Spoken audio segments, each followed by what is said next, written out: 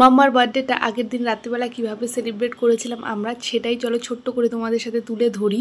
তো আমরা সন্ধ্যেবেলা চলে গেছিলাম কেক আনতে। তো আমাদের সামনে একটা কেক শপ আছে, সেখানেই গিয়েছিলাম। এখানে এসে মাম্মা দেখছে, পছন্দ করছে কোন কেকটা নেবে। তো ও একটা পছন্দ করেছে আর একটা কেক আমরা পছন্দ করেছি। অনেকক্ষণ থেকে দেখার পরে ওরা দাঁড়িয়ে থাকতে এখন ভালো লাগছে না, আমাকে বলছে মাম্মা কোলে নাও কোলে নাও। আর এখন দেখো বড় হয়ে গেছে, ওকে কি আমি আর কোলে নিতে পারি? ও কোলে ওঠার জন্য বায়না করছে। তারপরে আমি ওকে বলছিলাম দেখো সামনে কত কেক, কোন কেকটা নেব আমরা, চলো দেখি।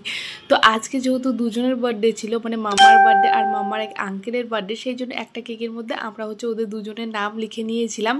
তো বাড়িতে এসে মাম্মাকে একটু পরিয়ে নিয়েছিলাম। তারপরে হচ্ছে রাতে খাওয়া দাওয়া কমপ্লিট করে আমরা হচ্ছে এখানে হচ্ছে বেলুনগুলো ফোলাচ্ছিলাম, মানে অল্প একটু করে ছোট্ট করে ডেকোরেশন করব, সেই জন্যই আমি হচ্ছে বেলুনগুলো ফোলাচ্ছিলাম।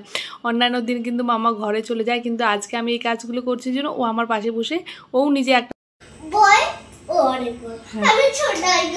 হ্যাঁ থাক থাক থাক থাক। কেমন হয়েছে সাজানোটা?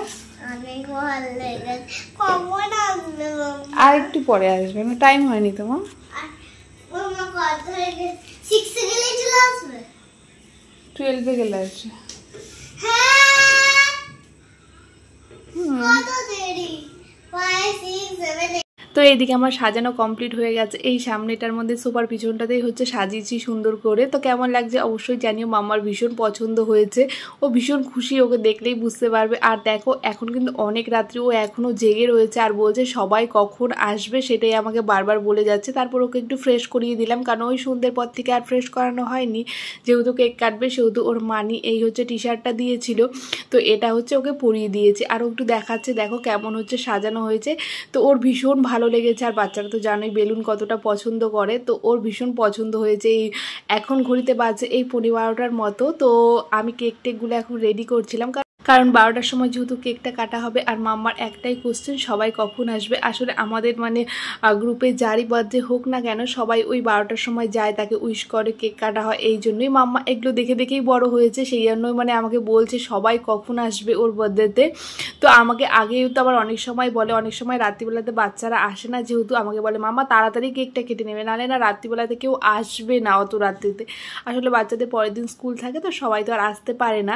তো যাই হোক এইদিকে আমি কেক টেক দিয়ে একদম রেডি করে দিয়েছি। আর মাম্মার খুশির কথা আর কি বলবো, ও ভীষণ খুশি। তো ও কেক নিয়ে বসে পড়েছে, এখনও কিন্তু কেউ আসেইনি, ও কেক নিয়ে এখানে বসে পড়েছে। আমি মাম্মা তো কেকটা নিয়ে খেলতে শুরু করে দিয়েছে। এর মাঝখানে আমি ওর কিছুগুলো ছবি আর কিছু হচ্ছে ভিডিও করে নিয়েছিলাম। তারপর আমাকে বলছিলাম কেকটা রেখে দিতে, কিন্তু ও শুনছিল না জন্য আমি আর কিছু ওকে বলিনি। এর মাঝখানে ওরা সবাই চলে এসেছিলো, 12টা বেজে গেছিলো। আজকে ছিল মাম্মার আর মামার এক আঙ্কেলের বার্থডে। ওরা প্রত্যেক বছর একসাথেই কেক কাটে, তবে এবার ওর আঙ্কেল বলছিল ঠিক আছে ওই কেটে নিক। তো ওরা তিনজনে এখানে বসে গেছে। ওই যে এখন ওরাও মিঠি দিদি, ওর গুড্ডু দাদা এসছে, ও ভীষণ খুশি, কারণ ও একা একা কেক কাটতে পছন্দ করে না। আসলে সবাই বাচ্চারা আসে, তো সেই জন্যই আমাকে বলছিল মামা তাড়াতাড়ি হচ্ছে সন্ধ্যেবেলায় কেক কেটে নেবে, নাহলে ওই যে অনেক রাত্রি হয়ে গেলে অনেক সময় বাচ্চারা আসে না। তো সেটাই আমাকে বলছিল বারবার। তো দেখো ওরা এসছে, ভীষণ খুশি, আর সবাই এসছে, ও অনেক হ্যাপি।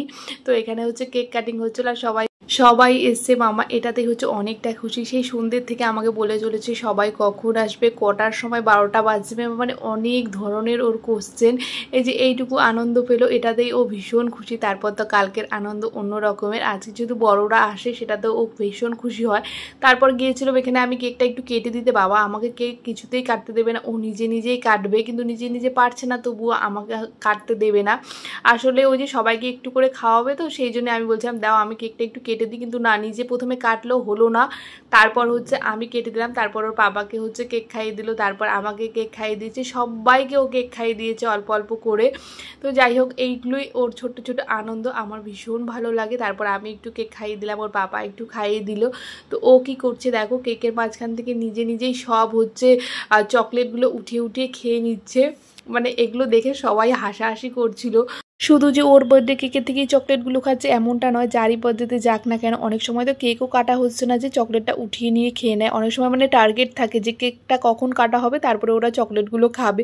তো মাম্মা এখানে একে একে দেখো সব চকলেটগুলো উঠিয়ে খেয়ে নিচ্ছিল। আমি এখানে কেক খাওয়াতে গেছি, কেকও খাবে না, তার সঙ্গে হচ্ছে চকলেট খাবে শুধু। তো মাম্মার বার্থডেটা এভাবেই রাত্রিবেলাতে হচ্ছে সেলিব্রেট করা হয়েছিল। মাম্মার শুতে শুতে ওই দিন প্রায় 1টা মতো বেজে গেছিলো, কিছুতেই রাত্রিবেলা ঘুমোতে চাইছিল না। ওই যে এইসব হয়েছে এইসবের গল্প আমার সাথে করছিল শুয়ে শুয়ে, কিন্তু পরের দিন তো আবার স্কুল ছিল, তারপর ওকে ঘুম পাড়িয়ে দিয়েছিলাম। তারপর এখানে দেখো এখন কেক কাটা সব কিছু কমপ্লিট হয়ে গেছে, ওরা এখন চলে যাবে, প্রায় 12:30 মতো বেজে গেছে। তাই সবার কোলে উঠে একটু আদর খাচ্ছিল। ওই যে আন্টি ওকে কোলে নিয়েছে, আন্টি ওই ড্রেসটা ওকে দিয়েছে, সেটা একটু পরে দেখছিল ও সাইজে ঠিক আছে কি না। মৌ আন্টি ওকে ওই ড্রেসটা দিয়েছে। আর এটা হচ্ছে অভিজিৎ আঙ্কেল, এই আঙ্কেলেরই বার্থডে ছিল প্রত্যেক বছর, এই আঙ্কেলের সাথেই কেক